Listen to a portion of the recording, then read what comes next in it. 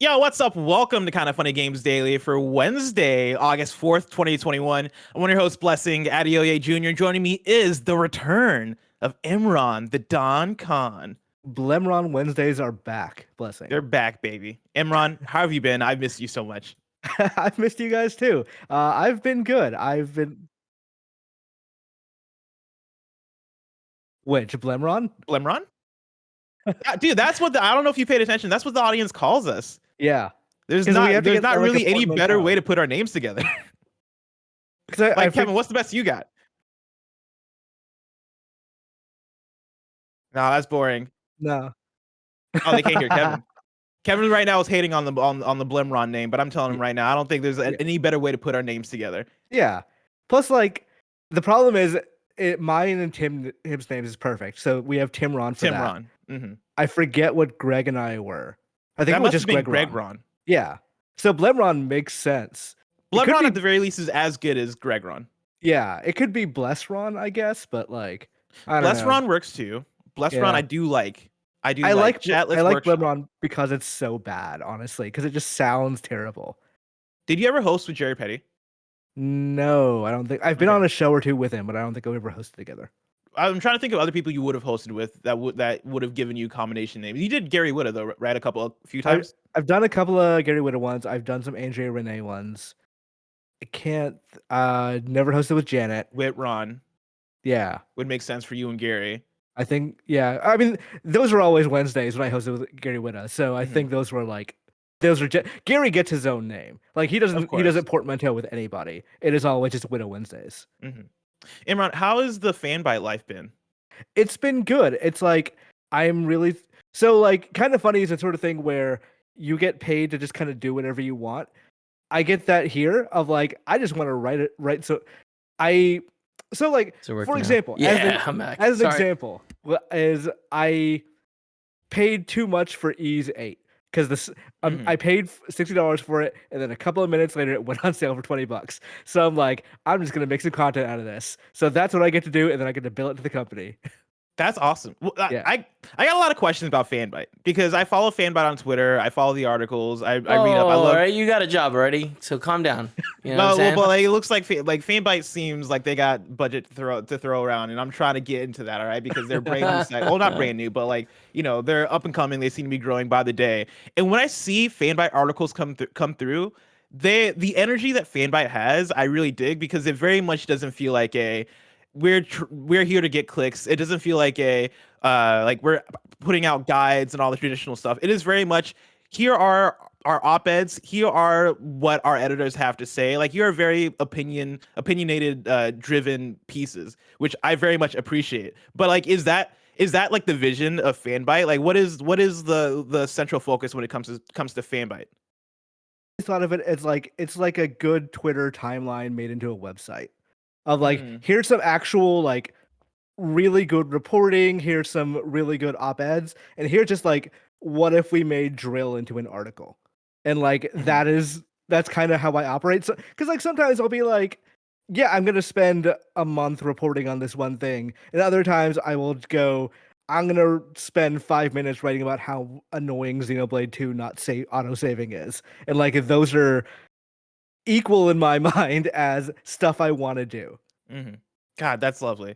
Imran, this is the thing I've been saying, right? And I said this to I think it was like Naughty Dog or somebody on an episode of PS Love. You only got to pay me $10 more, and I'm yours, Imran. Yeah. All right. Don't let Greg Miller hear this. Greg Miller, if you listen to this right now, shut this down. That's the worst catchphrase you could ever put together, and I love it so much. You only got to pay me $10 more, Imran. I feel like that's kind of undervaluing yourself a little bit. Like.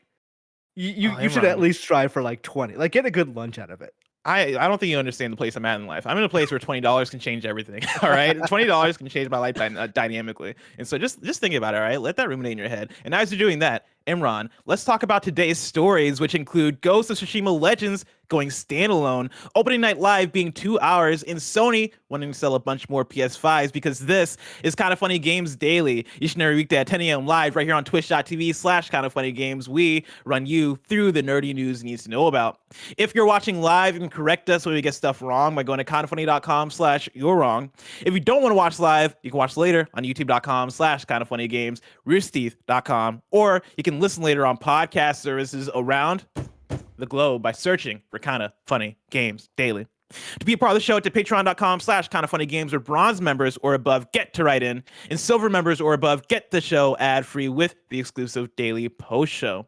Housekeeping for you, a new Gamescast is up right now featuring special guest Danny Pena from Gamertag Radio. We talk all about our hype game launches of all time, and we talk about that Halo Infinite with Tim and Andy. They, of course, played the Halo Infinite test flight. They're there to give you their impressions along with Danny Pena, who also played, and it's a very good episode. Check that out on YouTube and podcast services around the globe.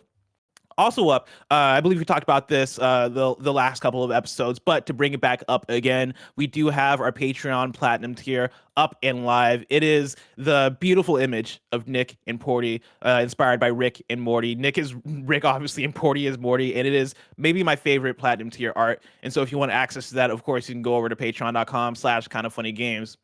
And then tonight, Snowbike Mike and Barrett Courtney are doing an anime movie watch night that's going down at 7:30 p.m. Pacific time, and they're watching a movie called Summer Wars with you, the audience. That's going down right here on twitch.tv/kindafunnygames, and I believe they're getting that movie on Vudu, and so if you want to watch along, make sure to grab that. And then last but not least, The Blessing Show is back with a special event. That is right. It's a 20-minute episode about Returnal, Hades, and the increasing popularity of roguelites. That is going live as a YouTube premiere tomorrow, that is Thursday, at 9:30 a.m. So you can come through, chat as it's going live, and have a good time. I believe Kevin has the trailer up for us to watch right here. It's going through. Roguelike? I don't know if they can they hear sound, Kevin? Yeah, can you not? It's just dope. I can hear sound. Play it back. Let's watch it back from the top. Roger didn't Because the need to people go gotta this hear this hard fresh. on a trailer. That's the thing I appreciate about Roger, is that I keep telling Roger, you don't we don't need to go this hard. We can relax. Here you go. What the is a roguelike? Blessed Show special event. Again, youtube.com/kindafunnygames, 9:30. Roguelite. I don't know. There's a difference. We'll figure it out in the video. That won me over, man. That was pretty good. Let me tell you, it is the best episode of The Blessing Show. I'll say that right now. Like, it is, we've been working on it for a while. And again, as I was saying earlier, I tell Roger all the time that, hey, we don't need to go this hard. And he just ignores me, and he just puts in all the work he can into these videos, including the trailer. He hit me up about the trailer, and I was like, oh, we're recording additional stuff for the trailer? All right, let's do it. And yeah, he made it happen. And so shout out to Roger Picorni. Roger Picorni is like the Doomslayer of video editing, and that like you'll be like, he can't do that. That's just like, that is well above and beyond. Then he just does it, and you're like, oh, okay, great. It's like, all right, I didn't need to overkill this, but I guess we're here. I guess we're going all the way. And so, also, great smile. Am I right, guys? Like, just great smile. He smiles, and it's like, oh man, my day is better. What a nice young man. Very nice young man, Roger Picorni. Make his day and watch that episode of The Blessing Show, and make my day too. Watch that episode again tomorrow, 9:30 a.m. Everybody show up. It's gonna be a good time. Thank you to our Patreon producer, Blackjack. Today we're brought to you by DoorDash and Honey, but I'll tell you about that later. For now, let's begin with what is and forever will be the Roper Report. It's time for some news. We have 5 stories today. Baker's dozen. Starting with our number 1. Listen, all right. Greg Miller would usually save this for like story number 4 or 5, but it's me hosting, all right? You got Blessing Adeoye Jr., you got Imran Khan, and because you got me, we're talking about Ghost of Tsushima Legends at the front of the show. So for story number 1, we finally have details on the new Ghost of Tsushima Legends content coming alongside Ghost of Tsushima Director's Cut. I'm pulling from Darren Bridges, who wrote a whole blog post over on the PlayStation blog detailing what you can expect. And Kevin, I have a trailer you can bring up here. You can bring it up without sound. And just play it as I'm reading through the article. Last October, we launched Ghost of Tsushima Legends, our very first online multiplayer project as a studio, which expanded the gameplay of Ghost of Tsushima into a supernatural world inspired by Japanese mythology. With just 2 weeks to go until Ghost of Tsushima Director's Cut, we wanted to talk about what's next for Legends. As always, just like all Legends content, every update detailed below will be available at no additional charge to owners of any version of Ghost of Tsushima on PS4 or PS5, with no Director's Cut purchase required.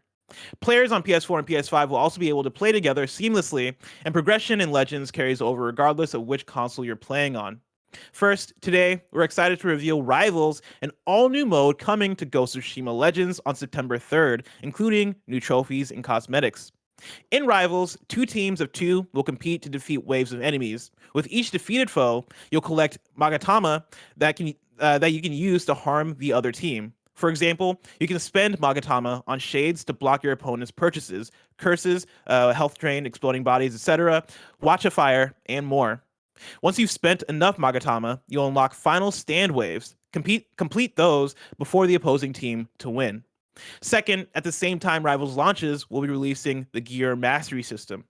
This is a new expansion of the progression system and rewards for Legends. Players who've earned 110 level gear will now be able to bind it to a class and activate mastery challenges. This will allow a piece of gear's key level to be upgraded to 120 and eventually unlock a second perk slot. As you activate mastery challenges, you can also unlock a new ability and new techniques for each class. Starting on August 20th, the release date of Ghost of Tsushima Director's Cut, we're also releasing an update that will add new features to Legends, including some changes based on feedback from the community. This new standalone version of Legends will be available on the PlayStation Store for $19.99. That is $19.99. You're getting a standalone Legends. In addition to all the above, we'll be adding a new piece of content each week from September 10th through October 1st, including an additional Rivals map, new survival maps inspired by Iki Island in Eo's Realm, and the Trials of Eo, a new harder difficulty version of last year's raid that offers challenges in bite-sized chunks and offers a new set of online leaderboards. I am very hyped for this. Before I go off on it, Imran, I forget, what is your history with Legends? I've never got a chance to play Legends. I didn't find a group immediately because I think I want to say I was busy around the time it came out, but watching this and hearing about it and I don't know, I feel like I missed out based on the things you specifically say about it. Mhm. Two, maybe I want to leap into this thing. Maybe I get together with I know Khalif asked the other day maybe we should get into Ghost of Tsushima Legends, so maybe that's what I do, especially with this news. Here's my question to you, Blessing. Mm-hmm. Is it possible that secretly Sucker Punch is like a GOAT multiplayer developer? Man, I like this question. I really like this question because when I read through this news story and I see the fact that they are dropping Legends as a standalone thing, of course, still comes with base Ghost of Tsushima for free, but they're making it available for $20 if you don't even want to buy the core Ghost of Tsushima Legends single player experience. That to me tells me that they know what they have here and they are trying to bring in more of a player base into Legends and introduce more people to it because they have a future for it. Like them talking about weekly updates from September to October also tells me that they are thinking about it in a bigger way. And I would be shocked if by the next time we get Ghost of Tsushima 2, right, that Legends 2 isn't a thing that's already standalone and isn't already expanded into something even bigger and better. Because even as I was going through pulling in news stories for this KFGD, I went and I just searched Ghost of Tsushima Legends on YouTube in search of this trailer that Kevin's playing, and I was reminded of all of the reviews and impressions that came out for Legends during last year when it came out, and videos talking about how, oh man, Ghost of Tsushima Legends is really putting a lot of games as service games to shame based on how good it is, based on how fun the content is, based on how much content there is, and based on how satisfying the gear and loot and upgrade system is there. I think Sucker Punch, if not a GOAT multiplayer developer, has the stuff to actually have a really good multiplayer games on their hand that they can actually make last for years if they wanted to give it the support. Yeah. This is the kind of thing that in 10, 15 years ago, developers would do this sort of thing of, let's just put a multiplayer mode into our single player game and see how it works out. And then a lot of reviews and fan consensus would this is not as good as a single player mode. I think they did it very smartly where they released a very good single player game and then released a free update of a very good multiplayer thing and are now just expanding upon that. I can see this going a very similar route of, I know you said with Ghost 2 probably having a multiplayer mode. I see it more like The Last of Us, where the next game they go, okay, we're not doing the multiplayer mode with this game quite yet, but we are going to include it, or not include it, we're going to expand out the ideas we've had. And this kind of feels like what's happening there of, we know you guys like this, maybe that's what we build a team for next time. Yes. I'm with you that I think that is the likelier situation, that Legends 2 will be a standalone thing, and Right. whether or not they find a way to bundle it in with single player, maybe there is like a discount system, or maybe they are like, yo, fuck it, we can just have 2 games out of this thing and release Ghost of Tsushima 2 in, let me just estimate random years, right? 2024, and then 2025 you do get Legends 2 as its own thing, and that feeds into what I think the strategy of Sony is for this new generation of PlayStation Studios, which is, hey, let's focus on a certain number of IP, but build into them and develop them, right? Like, let's take Last of Us. We had the reports of the Last of Us remake. Let's make that, right? You have the mobile strategy going down with PlayStation. Let's maybe make a Last of Us mobile thing. Let's also have a Last of Us TV show. The way that Sony is going, it seems like they're trying to do more with a bit fewer, but make those fewer stand out and really bring in an audience and develop those IP. And I think Ghost of Tsushima is going to be one of those ones that they try to develop as much as possible. And making a spin-off branch of Ghost of Tsushima, a multiplayer spin-off branch of Ghost of Tsushima, I think is the smart way to do it, because to your point, we've seen plenty of developers, plenty of games come out that are single player games that have tacked on multiplayer to them. Mm. Last of Us Factions, to me, is an exception of, wow, this is a phenomenal thing. This is an excellent multiplayer mode with the single player game that usually doesn't pan out this way. There is so many, especially during the PS3 generation. There's so many single player games that had multiplayer tacked onto them that just were whatever, like weren't good, weren't as fun. And Legends kind of is the furtherment of that, where Legends went above and beyond, where now it's not only just a multiplayer game, it's not only a really good multiplayer mode, it is pretty much the other half of the experience for Ghost of Tsushima. I put in maybe just about as many hours as I put into Ghost of Tsushima single player as I did into Ghost of Tsushima Legends. And I had arguably a better time in Ghost of Tsushima Legends than I did in the single player, just because it's that thing of, when you have a really good gear system, when you have friends that you're playing with, when you have a really good raid with really good puzzles and really good combat, you get into that thing of, wow, this is a dynamically different way to play this game.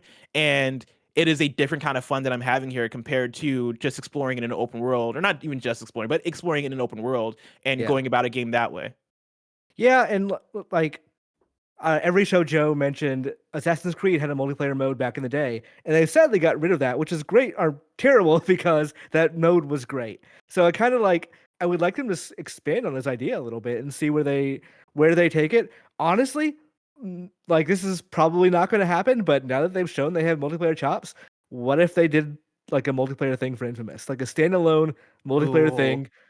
Maybe it plays like Phantom Dust. Maybe it's like, I don't know, but I would honestly love to see that. Maybe I it's mean, an Overwatch style clone. Who knows? my pitch for a Sucker Punch multiplayer Infamous game would be like, you customize your own hero and you have a certain set of classes based on types of powers. And so maybe you do have the coal, like thunder, electric base powers. You have the neon powers. You have Yeah. video. You have you class it out that way. Maybe add more classes as you go, but it really is a customize your own thing, and kind of like Greg Miller would probably go crazy for this, right? Like an Infamous version of a DC Universe Online, but it is way more of an action game than it is an MMO. It is more of a gear loot game than anything else, and you acquire, I don't know, certain clothing that'll for some reason enhance your powers, shit like that, that'll make it fun. I think there would be something awesome there. I don't know if they would go back to Infamous. Is I think the one thing for me where PlayStation kind of already has their superhero franchise now with Spider-Man. And I think Oh, when you yeah. have that, it's like, why go back to this other thing when they can just keep making Ghost of Tsushima? But I'd be all about it. I think that'd be a really cool game. Well, then the only answer is Sly Cooper multiplayer. Oh my God. Could you Yes. imagine? Like a Yes. fucking Splinter Cell style multiplayer, but it's Sly Cooper. Honestly, that Sly Cooper would be a good fit for the Assassin's Creed model of like just wander through a crowd and steal shit from people. That'd be really cool. Yes. Honestly, I'd be down for it. Yes. Okay. I've now convinced myself I love this game that will never exist. Another thing I do want to shout out and point out was what you mentioned earlier about folks like Khalif being like, oh man, should we jump into this? And you being like, man, I kind of want to jump into this. Yeah. The director's cut, I think, is cool for the DLC and expansion of the Iki Island stuff. I'm excited for that. But the idea of the director's cut kind of being the Trojan horse for let's get people re-excited about Legends, and let's make people who might have missed out on Legends the first time around, because plenty of people did miss out on it because, it wasn't marketed as big as the core Ghost of Tsushima single player experience. It didn't feel like a huge thing. For the people that might have missed it the first time around, but maybe heard other people talked about it but didn't end up checking it out because they felt like they missed the boat, Director's Cut feels like the good opportunity for them to be like, all right, cool, let's really double down on Legends again and make it so that we're adding in new content, we're doing updates, we're giving stuff for the people that did play it and did max out their level, like people like me, but then also adding in a new mode and adding in stuff that will make people who missed the boat the first time around interested enough to feel that this is their opportunity to check it out and get into it that way. Like, this does feel like to me the primer of, hey, we want Legends to be a thing. We want it to continue to live, and we want to possibly make a sequel to Legends.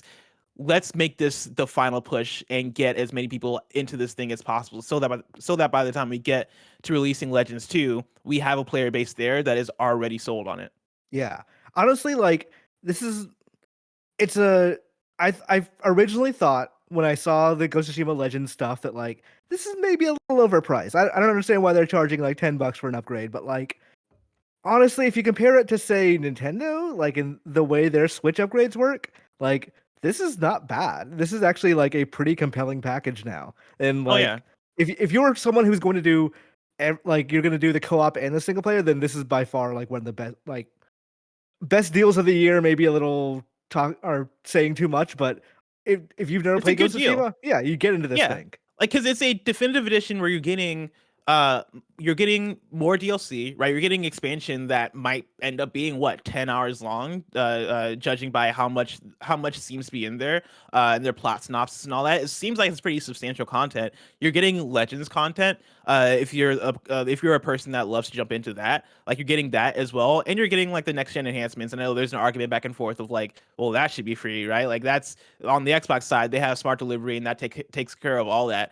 I do think there is a push and pull there of what is worth what, but for what this is, they're marketing it as a director's cut, which is basically a definitive edition with more content in there. So I understand the premium price tag alongside that. I also get the frustrations of people that are like, I just want to play the shinier version. I just want to play the next gen version. I don't like paying extra for that. But again, it's that push and pull. Yeah, I guess like the ultimate answer is, do you want more Ghost of Tsushima? Here's more Ghost of Tsushima. And like, I want more Ghost of Tsushima. I feel so someone in chat pointed out that we both say, instead of Ghost of Tsushima, we say Goshima. Do we? Ghost of Tsushima? I guess I roll it in. If I say it fast, Ghost of Tsushima. But I am saying Ghost of Tsushima. Ghost of Tsushima, yes. But I don't think people understand. There are so many words we have to say in one podcast, and sometimes you just gotta jam them together. We gotta, for the interest of time, like, push all these titles together. It's like Blemron. It is like Blemron. Yeah. Exactly. Imran, let's get this Blemron train continuing to go with story number 2. Gamescom 2021 Opening Night Live is going to be 2 hours long. This is Ollie Jones at GamesRadar. Gamescom 2021's Opening Night Live showcase date and time have been confirmed. In a tweet earlier today, presenter Jeff Keighley announced that this year's show will take place on Wednesday, August 25th, starting at 11 a.m. Pacific time. The 2-hour showcase will offer a, quote, new look at this holiday's biggest upcoming video games and what lies beyond, end quote. Jeff Keighley tweeted out the following, quote, 3 weeks from today, get a new look at this holiday's biggest upcoming video games and what lies beyond at Gamescom Opening Night Live, a live 2-hour showcase, end quote. Last year's Opening Night Live featured an impressive slate of games, game trailers, Call of Duty Black Ops Cold War, Dragon Age 4, and Ratchet & Clank Rift Apart were among the highlights featured in 2020. With a whole suite of titles due out this year, now delayed into 2022, including God of War Ragnarok and maybe even Horizon Forbidden West, and a full 2 hours of games to show off, this year's Gamescom could be pretty stacked, making Opening Night Live 2021 a showcase that's not to be missed. Imran, where are you at with Opening Night Live this year? Do you feel like it's a different one this year now that it feels like there is so much to talk about because games have gotten delayed and you have a big 2022 to look forward to now in games?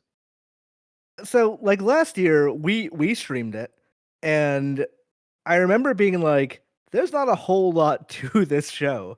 Like, it was I mean, granted, that was Jeff Keighley's first Gamescom opening night live, I think, and there was I just think that like was his second or third because he did a live. I think he did a live one in front of an audience a few years ago. So okay, he's had oh yeah, he has a few he's done. that was the one they actually showed what Death Stranding was. The one before that. Yes, and So Erica. last year's was like, okay, they said Ratchet and Clank was launch window, and that was kind of the biggest takeaway from that show. Mm-hmm. I think after Summer Games Fest, which was also, Elden Ring aside, not super bombastic, I think I'm cautiously optimistic about this. Like, Jeff Keighley knows his shows need at least one big thing. So like I'm watching for the expectation of one big thing. But also last year was like there were new consoles on the way, but also it was a pandemic year, so it's really hard to say like how it should have been versus this year, which is still has a pandemic, but there's no new consoles. I if it is a show focused on the stuff for 2020 that has been delayed to 2022 that we've not seen enough yet, I will be very happy with that.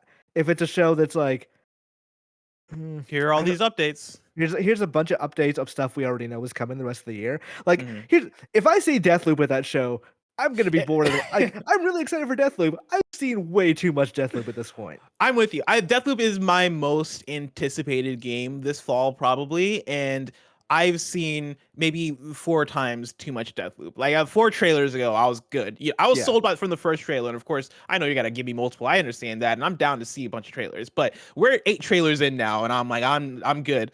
I'm good. That's enough slices. All right. Yeah, and it's like also who is planning to do their own show in September? That's going to be a different question because Mhm. if you do, let's say hypothetically there is a Nintendo Direct, there is a State of Play, there's a Ubisoft Forward in September. I don't see any of those companies showing big things necessarily for uh Gamescom. Mhm.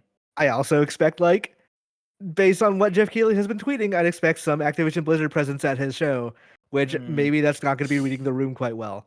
Who Yeah, I knows? We'll mean see. that's a good point. Like, do you see Activision Blizzard presence at a show that's going down 3 weeks from now? Because I don't. I think if that was the expectation before, if that was the plan before, I don't know if that's still the plan. And Uh, we're in an interesting place where Call of Duty is a game that has to come out in the fall for Activision, and that's a game that they're going to want to promo at some point.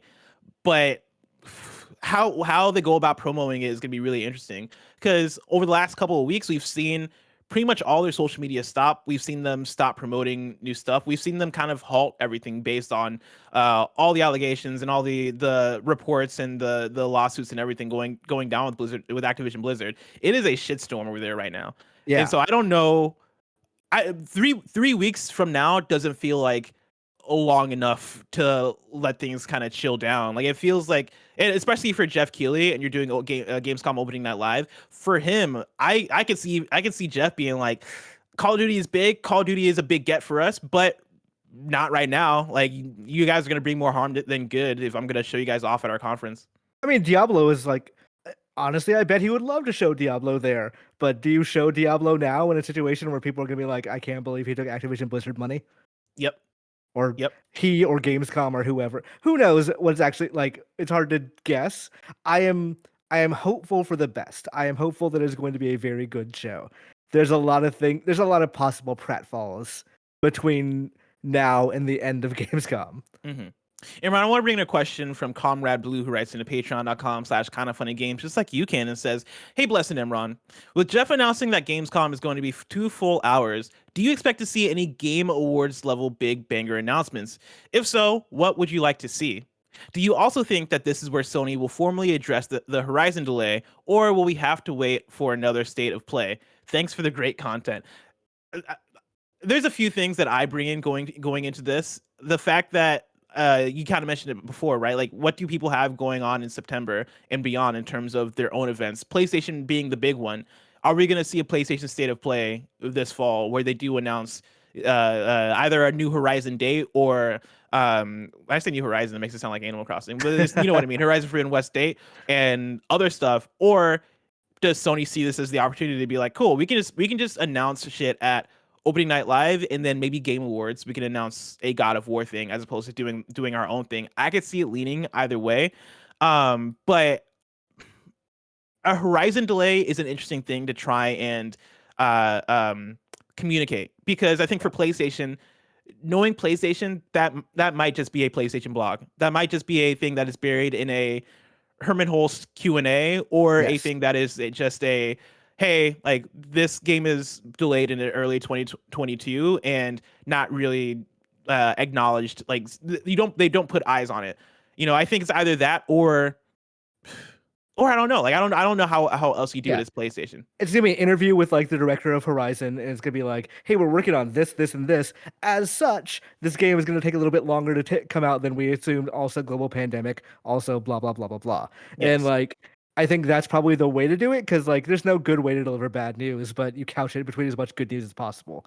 And I think Horizon in 2022 is like, one, we more or less know the story, because Schreier and Grubb have come out and outright said, yeah, that game's coming out not this year. Yeah, it's delayed. I expect when they do eventually like give the date, it'll probably be like first quarter, maybe second quarter.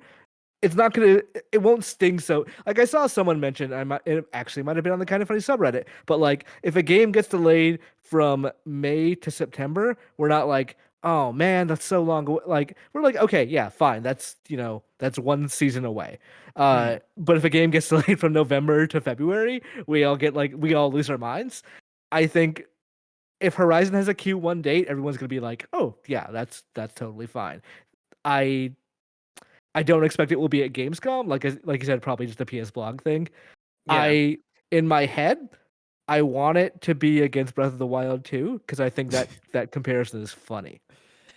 Dude, I feel like it sucks that Horizon continues to be in the place where in 2022 is gonna get those comparisons, especially if it somehow comes out after Breath of the Wild 2. It is especially gonna get those comparisons. And next year for Game of the Year, it might not matter as much, because it's gonna be a very competitive Game Awards year next year, when we're talking about Elden Ring and possibly a Starfield and God of War Ragnarok, and the amount of big heavy hitter games that are slated for 2022 right now is insane. That Horizon Forbidden West is one that, unless like it is a banger, because of course I think Horizon Zero Dawn, the first one, was a banger, but like I wouldn't compare it in my mind to a God of War or a like S tier.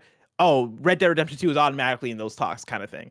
Like it's going to be a competitive year for it. But yeah, if it came out like in the same week as Breath of the Wild 2, that would just be extra sting of like, oh god damn it. Like the people that are going to play those games are going to play those games regardless. And I think it is very much the us's of the world that are going to bring in that discussion and continue to talk about those games in conjunction with one another. But like, it's not going to fuck up sales or anything like that, but it's still going to be like this hilarious thing of, oh yeah, well, did you finish Horizon Forbidden West? Nah, man, it came out the week before Breath of the Wild 2 again, and so like I got distracted halfway through to go play this other game. The discussions are fun until it starts getting console war-y. Then it's like, okay, this has now become not fun. Like I do want to directly compare those two games, and I want to like actually look at what did Horizon 2 learn from the first game, what did it learn from Breath of the Wild, and those are interesting analytical discussions. But the second someone's like, I dislike this game because it's not on the console I own, or it's not the company that I prefer, and I'm like, okay, shut it down. We're done. We're done here. It's nothing. I think I'm at the place now where I don't think we see Horizon at Opening Night Live whatsoever. Because I think if you're gonna come out and talk about a delay for that game, you're going to talk about it while also giving the stamp for, it's coming out March 3rd. I think at this point for Horizon, you give a date if you're going to announce its delay, and I don't think you do that this early as Sony. I think it's kind of it's too risky to come out this early and be like, hey, yeah, we're aiming for March whatever for Horizon, when who knows, maybe the closer you get to it, it could get delayed again. I don't think they want that situation, and so I think they keep their cards close to the chest for that.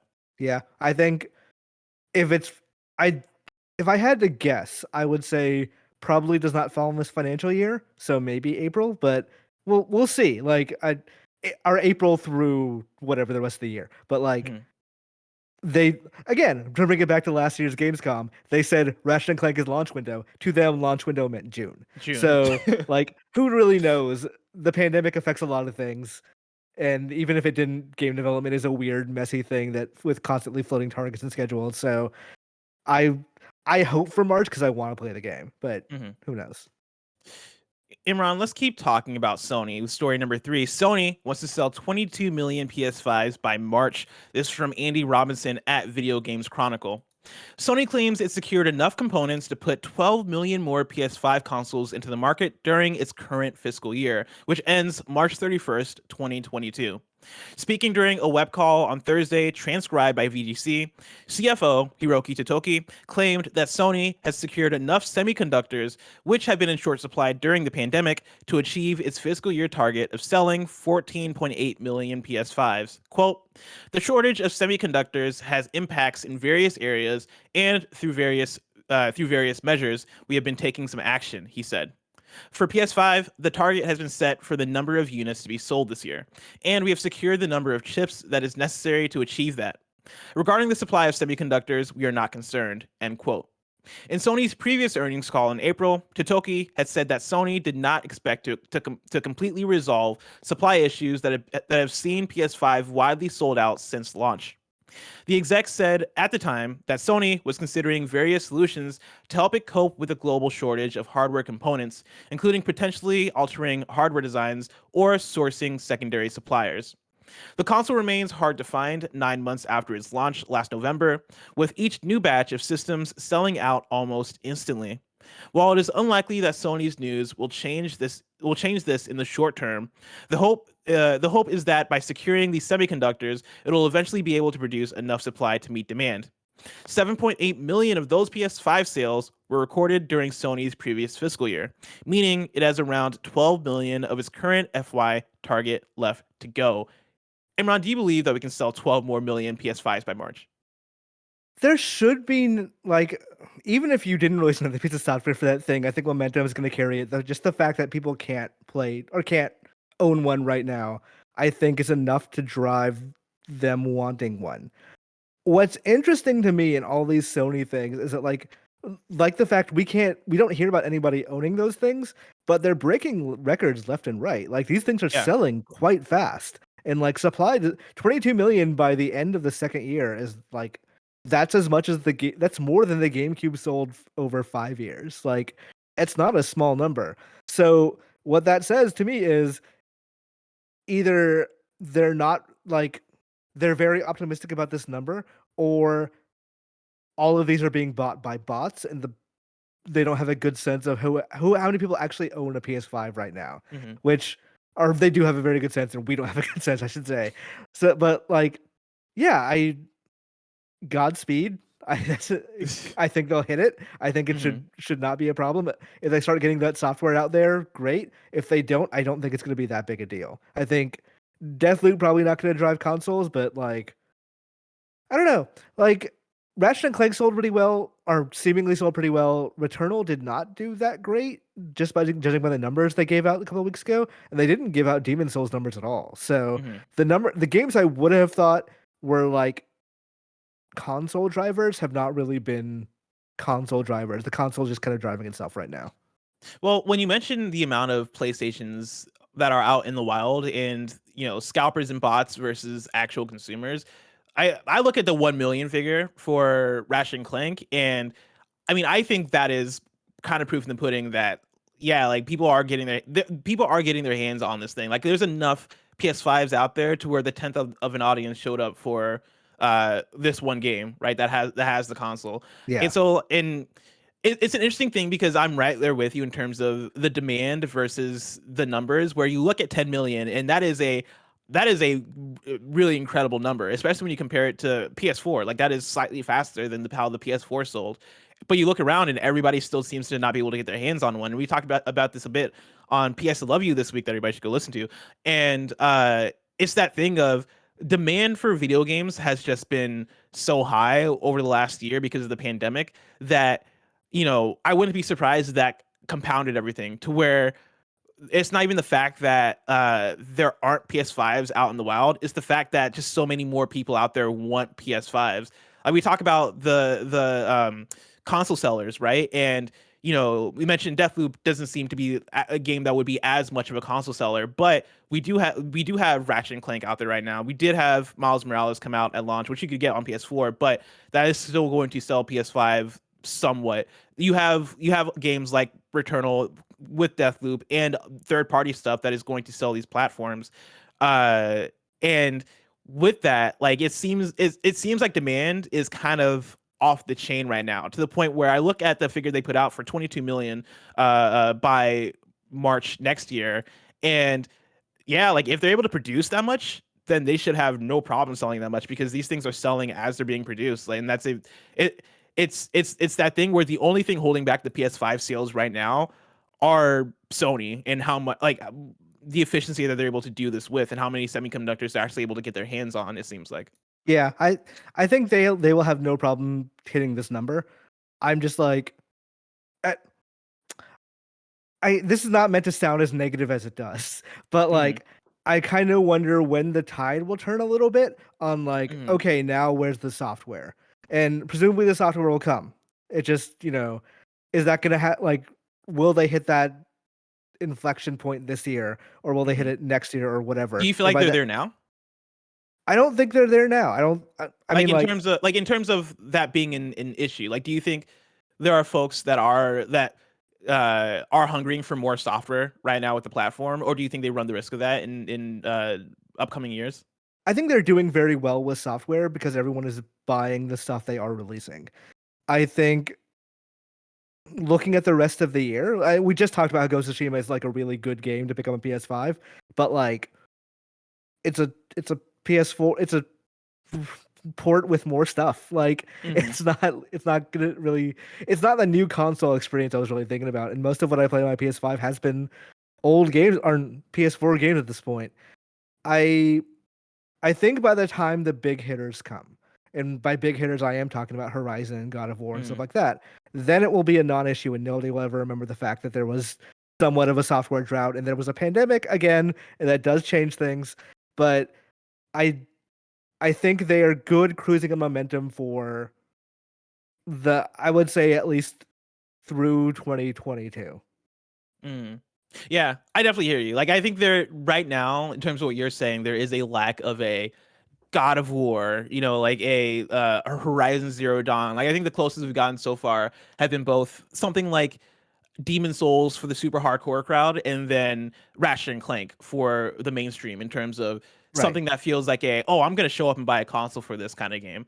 But there's not been, and we've had this talk. I forget if it was on Gamescast KPTD or if it was on PSLW about like the big hitters in terms of the this year. I look at the slate of games this year, and there's not for me an obvious game of the year. I know what my game of the year is, and that's Returnal currently, but I can make an argument also that Chicory might be my favorite game of the year based on like how much I love the story and love the art style and all that stuff. I can make a case for It Takes Two as well, for how much fun I had with that game.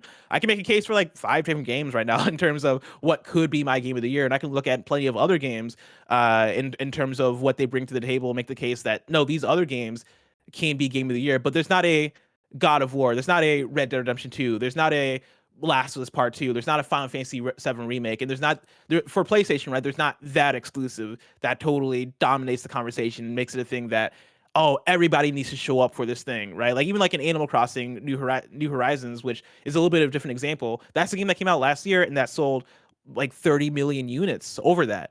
And this year you don't have that. And I don't think there's that yet for the next gen consoles, and so I think we're kind of waiting for that to come around in terms of what you're talking about. So I'm right there with you. I think this is the year that like we're really feeling the effects of stuff that should have come out last year and still can't come out this year, and will probably come out next year. But I think like the reason I harp on software for the PS5 so much is that I felt like Ratchet and Clank should have been the turning point where the floodgates just open. And again, I mentioned this 17 times during this podcast show, whatever. Pandemic affected things, but like I really loved Rift Apart, and for it, like I expected everything just that to like open the floodgates and for games to just come pouring out after that, and it hasn't. And I think at some point there may be like a mainstream notice of the fact that thus far there hasn't been anything really compelling beyond Rift Apart for a number of people. Again, we're going to get to next year, maybe by the end of the year, and be like, what the fuck are you talking about? The PS5 has always had games, and just forget the fact Imran, have you played The Forgotten City? I did buy it. I've not played it Okay, yet. because that's a compelling game right there. That and Chicory are like I my have indie played darlings Chicory. right now. Chicory is played in my top Chicory. 10. Yes. Chicory is so good. The Forgotten City is one that I think is gonna be a slow burn for a lot of people in terms of people actually picking up and playing it, because for me it came out under the radar. I didn't know what that game was until legit we talked about it on the show, and I was like, oh, this sounds interesting. But I think a lot of people are gonna dig that game as well. But for what you're talking about, what you're saying, right? Like that's a game that's gonna be for a very niche audience of people. Something like Chicory as well is gonna be for a very niche audience of people. And there are like I would kind of go back and forth. Like I would say that right now PlayStation does have the games when you talk about Returnal and Ratchet and Demon's Souls and Miles. And I think in terms of sales numbers, I think those are hindered by the fact that there just aren't that many not that there are not that many PS5s out there, but you're still in the launch phase in terms of how many PS5s you can have out there. And so like for 550,000 units or copies sold of Returnal, right? I look at that and I look at 10 million PS5s and I go, all right, well that's like 1/20th of people with PS5s, and so that's not as that's not dire, right? And it looks like PlayStation, for the way they look at it, they call it a mega hit. They bought Housemarque right after it, and so they have some sense of pride and a sense of accomplishment when it comes to how Returnal did. But I definitely understand, like, for different groups of people, that's going to hit differently depending on the kinds of games that you're looking forward to coming or being part of the PlayStation audience. Yeah. Again, nothing's wrong. It's always a matter of like what can be done better, and like that may seem like nitpicking, but I think there were some circumstances this year that have resulted in like this game or this launch year not being as full as it maybe could have been. And I think I'm really very much looking forward to those games eventually coming out. Remember, everybody, you can go over to patreon.com/kindoffunnygames where you can get the show ad free. And speaking of ads, let us tell you about our sponsors.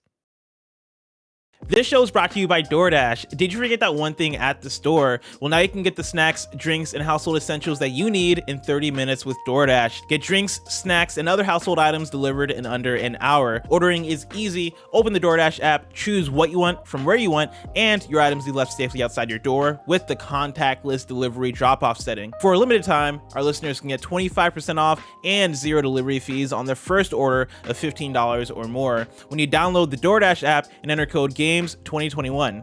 For our Canadian listeners, use code GAMESCA.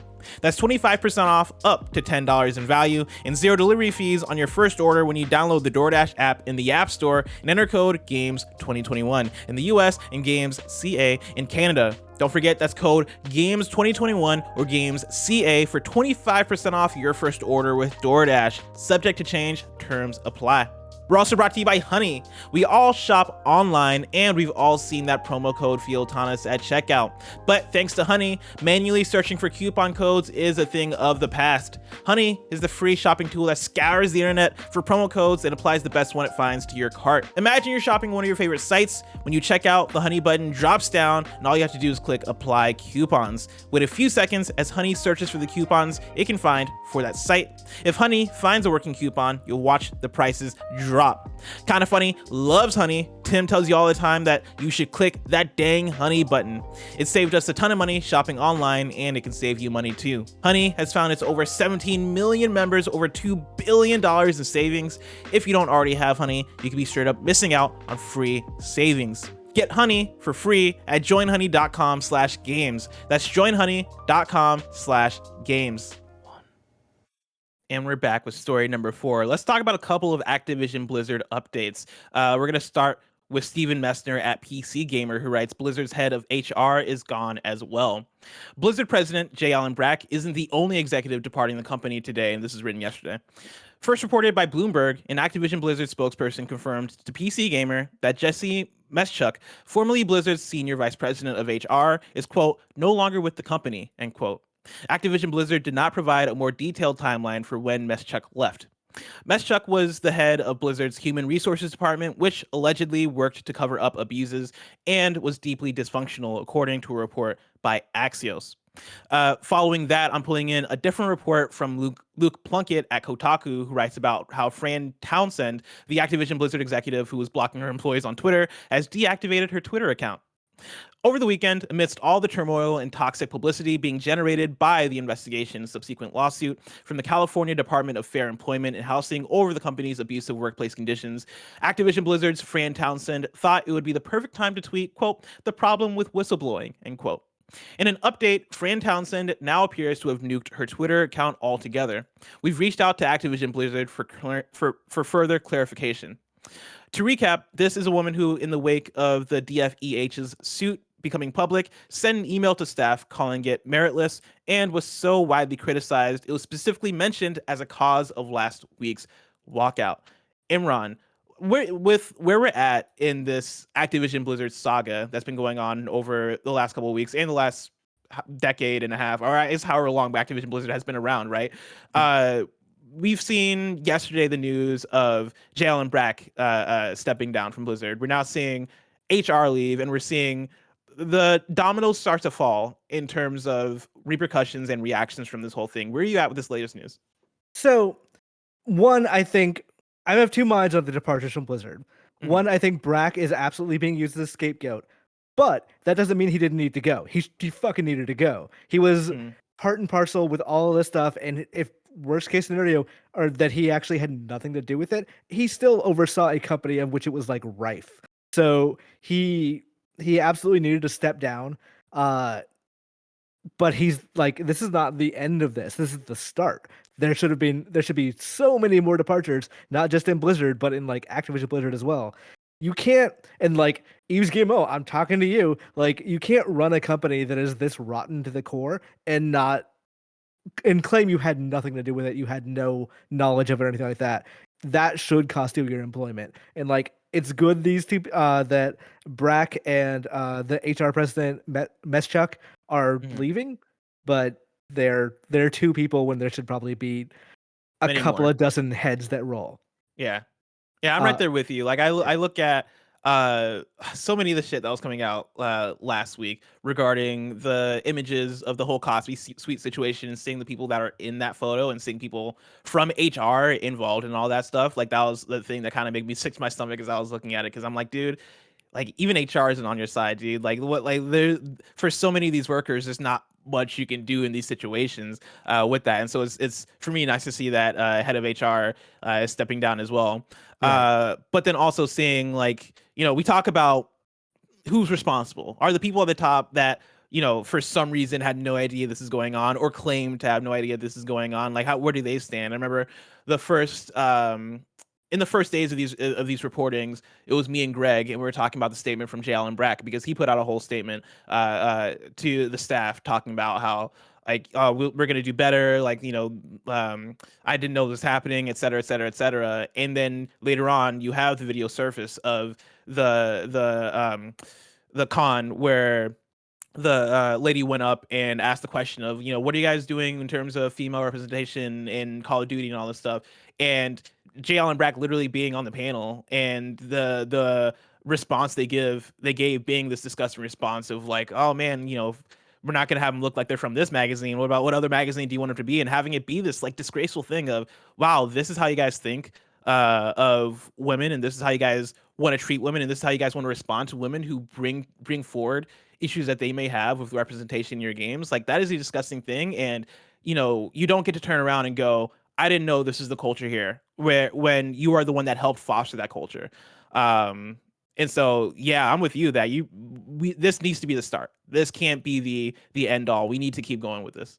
Here's my advice to all executives that have a statement planned that says, I didn't know about this. Shut the fuck up, because there's no way you didn't. Two, even if you didn't, you were still presiding over it, and that, like, the buck stops with you. Three, there's always receipts. There are always going to be people who say, like, yeah, I lodged a complaint. How the fuck did you not know about it? What structure do you have that leads to you not knowing about these things? And, like, if that's a structure, then you're at fault because you didn't want to know about it. You didn't want to know what was going on in your own company. So, like, just don't fucking say that. Don't put that. That is asking people to go like, hey, prove me wrong because I'm an idiot. Mm-hmm. Exactly. And I want to correct myself. I think I said Call of Duty. I meant World of Warcraft, talking about the Jalen Brack situation. Yeah. But Yeah, like we're of course going to keep talking about this on the show and reporting as new updates come out. But like, again, power to the workers that are out there doing the walkout, like participating and really fighting for a better work environment and trying to bring all this shit, all this toxic shit and shit in the workplace down. Because that is the thing that has been warming my heart through all this. Is it seems like it is making big waves in terms of the talks about unionization in the industry and workers coming together in the industry, and even seeing workers from Ubisoft as well come to support, and seeing the I forget his name, but the executive who used to be at Activision Blizzard, who's now at Undead Labs and others, and another studio, talking about how they're supporting unionization and is like giving their account on Activision Blizzard and the environment there. Again, it's very nice to see folks coming together this way and trying to fight for what's good, because yeah, this shit needs to go. Yeah. I want to hit the Fran Townsend thing real quick. Mm-hmm. If your obituary is going to include the words torture apologist, you don't have the right to talk anymore. You don't get to represent a company. You don't get to be in public. You just get to like fuck off to some small little island and live there. Like, I've already seen way too much of this woman. She just needs to get the fuck out of like my industry and every other industry. Yeah. Oh yeah, I'm right there with you. When we were talking about it last week, coming off of the JLM Brack statement of him trying to like appease to hit the workers there, and then like the immediate next news story was from Fran Townsend talking about basically like whistleblowing and how like this shit is meritless and all this shit. For all of that to be followed up by her blocking people on Twitter that work for her company, it's like, oh man, you are like, this is a tone deaf move to like the greatest extent. And yeah, there's a lot to get into with it, but I mean, there's just the fact that if you go on the Activision Blizzard website right now, she has a page there, her photos there, like she is an executive over there, and that's unacceptable. And so like, yeah, I'm hoping something's done about that. Like I want to see her go the way of J. Allen Brack, and I hope all the toxic seeds that are over there, I hope they get taken out. Yep. Imran, let's talk about some shit we're really excited for. With story number 5, we got a couple of Street Fighter updates, starting with Street Fighter V. It has gotten its final new character. Kevin, I have a video you can pull up here from the Street Fighter Twitter that shows off this new character. They tweeted out earlier, "Meet Luke, the brand new final character for Street Fighter V and a key player in the future of Street Fighter. #SFV Summer Update 2021. Following that, I want to pull a little snippet from an article from Mike Werder at Polygon. Capcom revealed Street Fighter V's final character, the roster's 45th fighter, on Tuesday. It's Luke, a brand new fighter, quote, that specializes in moving fast and hitting hard, end quote. More importantly, Luke's reveal was pitched by Capcom as a peek at the future of the Street Fighter series. So don't be surprised when he shows up as a central character in Street Fighter 6. Imran, yeah, what does Luke do for you? Nothing really. And also, I think it kind of sucks to like end Street Fighter V with a character that's just a tease for the next game. Like, presumably Luke is going to be like the non-Ryu protagonist of the next game, like Nikali was for this one, and presumably he will matter just as much Nikali did in this game, which is not at all. But I don't know. They put an MMA fighter in, which is, I guess, just a matter of time. But it's weird though that it seems like he's going to be the central one, right? Because Street Fighter is not the game I look forward to for MMA style combat. Like that feels like a character that I would choose because I'm trying to use a different character, right? Like that is a stylized moveset right there. Yeah. And so for that to be a central, like, no, he's the guy we're gonna tease for Street Fighter 6, I think is a very interesting move. Yeah. Street Fighter, I don't know. Like if you're gonna show off or tease your next game with like boring ass Kid Rock looking white dude with blonde hair, like I'm already kind of asleep at this point. Like just show the damn game at this point. I have no real interest in this character beyond, wow, they could have ended SF5 with like another Street Fighter character, really. Well, I want to keep talking about this for a second because I want to know what your thoughts are on Street Fighter 6 and when we can expect Street Fighter 6. Because coming off of this, we also have two Street Fighter characters coming to Fortnite. I'm pulling from a Fortnite press release where they write this. Here comes two new challengers. Iconic Street Fighter stars Cammy and Guile are coming to the item shop on August 7th at 8 p.m. Eastern Time. Making his way from the airbase to the battle bus, Guile, in all of his flat top glory, touches down in Fortnite. The Guile outfit showcases the classic green fatigues first worn in the original Street Fighter 2, and adds a beach-ready glistening Guile variant and KO back bling. And then, a member of Delta Red, Cammy is ready for action. Alongside the classic Cammy outfit, you'll also be able to equip the Borealis backer back bling and tactical Cammy variant. Imran, where are you at with one? Does this speak to you? Like, how do you feel about Cammy and Guile coming to Fortnite? But then also, is Street Fighter 6 right around the corner? So from the Capcom leak, we know that Street Fighter 6 is in development. I don't remember if it was in the leak or if it was rumored, but supposedly there was a version of it, it was a kind of a tag fighter that didn't work out great, and since then Ono has left, and they've kind of rebooted development of the game. So it might it's been this Street Fighter 5 season is kind of an extra season while they've been working on this rebooted 6. So I assume it was probably at the end of a Capcom Pro Tour, or maybe now that Sony owns Evo, maybe it's at next Evo or something, to be revealed. But I don't think it's more than a year and a half, or a year and a half away. I assume it's probably fairly around the corner. Mm-hmm. In terms of the Fortnite characters, Cammy looks great. I really like that they gave her pants, honestly. That is...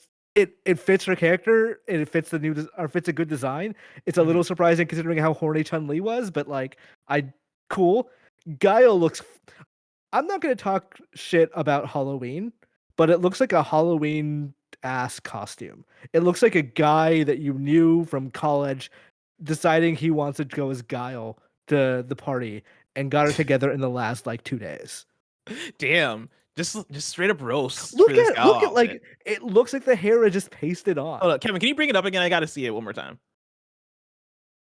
And the face looks wrong. The outfit look I don't know. It's not Guile in any way, I think. Hold on, I'm pulling it up right now. Okay, I'm getting a closer look. I see what you're saying. Got it. I see what you're saying. When you look at his actual face, yeah, it doesn't look like the main Guile aspects of this dude is the hair and the outfit, but his face is kind of off in terms of Guile. I feel what you're saying there. Especially if you compare them to the Ryu and Chun-Li Fortnite skins, those were a lot better. But I think Capcom just straight up gave them models for that one, and this one they're like, well, what do we do? So Cammy looks fine. Guile, I think, looks super off. Imran, I'm super excited. Sorry, I was going to say Cammy's face also looks really weird. Yeah, and not like Cammy has ever looked. Yeah, before. I definitely agree with that too. I just like the pants. I think it's interesting how many Street Fighter characters now are in Fortnite. It seems like they got a really good thing going on. Because that makes it 4 between Ryu, Chun-Li, Cammy, and now Guile. Yep, that's a lot of Street Fighter characters in Fortnite. I assume at some point they will add Zangief and M. Bison or something, and get them all in there. Just get the whole Street Fighter cast in there, and get the entire World Warrior set in there, and then make a fighting game mode. And put it in there and be like, cool, we're making our own Street Fighter 6. You could do one-on-ones using the creation mode, I think. Yeah.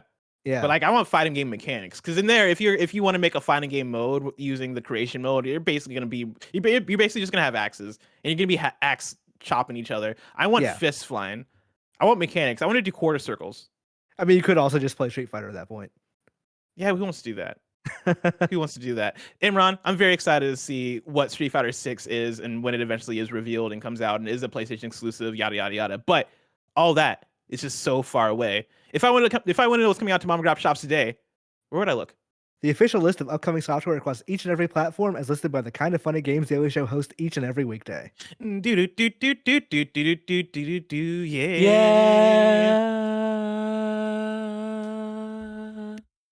Out today, we got Stellar Warfare for PC, 2D and Top D for PC, Enter Digiton, Heart of Corruption for Switch, and then Neon Hat for PSVR.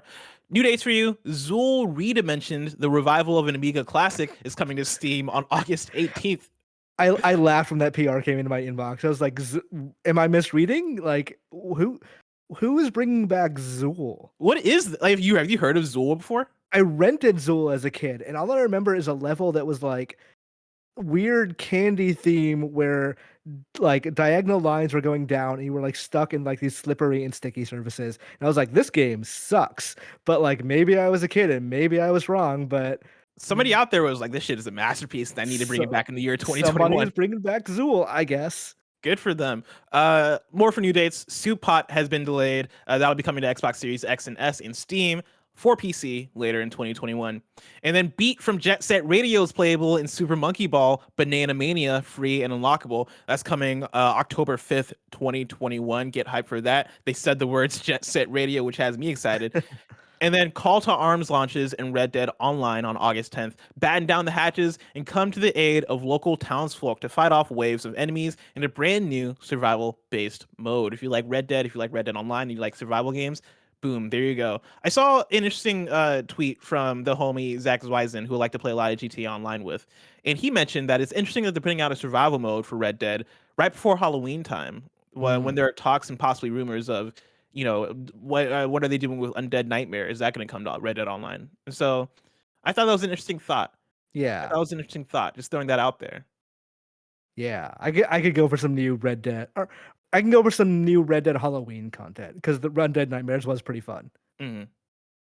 Now it's time to squad up. Of course, you can go over to patreon.com. So it's kind of funny games. You can write in with your questions, skip the ads, but then also write in to squad up and play games with the best friends listening to this show. We got a squad up from Josh, who writes in with one for PC and PlayStation and says, "Good morning, kind of funny best friends.